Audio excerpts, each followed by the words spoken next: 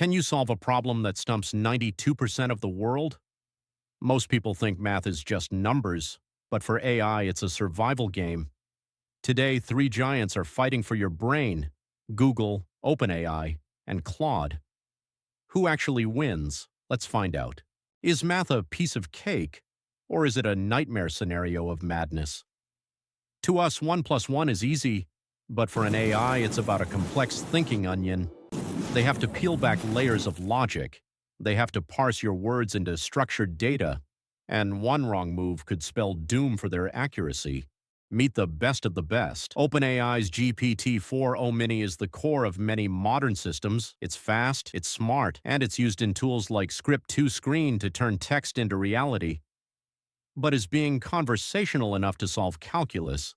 Or is it just a stochastic parrot repeating what it heard? Then there's Google and Claude.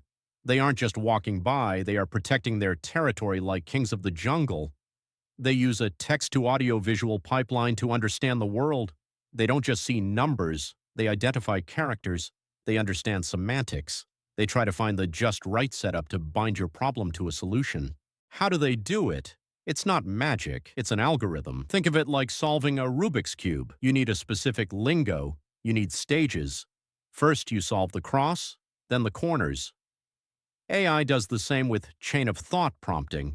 It reasons through the context to find the rationale behind the choice.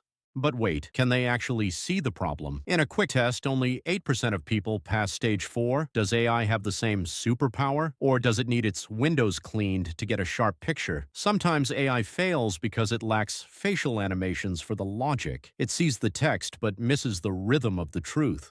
Let's talk about the math war stats. Sharks kill 6 people a year. Snakes kill 100,000. In the AI world, hallucinations are the snakes. They look quiet, but they are fatal for your homework. OpenAI tries to zigzag to avoid the bite. Claude uses emotional annotation to stay on track. And Google, it's trying to be the intelligent army that protects you from dying, or at least from failing. Is this a Russian sleep experiment for machines? Are we pushing them too hard to stay awake and calculate? Researchers found that if you don't give them a break, they start showing signs of psychosis. They might even start whispering into the microphones. But unlike humans, AI doesn't need to eat itself to survive. It just needs better data. Here is the plot twist. The winner isn't a machine, it's you. AI isn't here to replace the writer or the mathematician. It's an augmenting tool. It's like a thinking onion. You start peeling and chopping so you can think. The AI provides the audio-visual feedback to your logic. It's a collaborator, not a conqueror. So, what's the moral? Standard YT practice.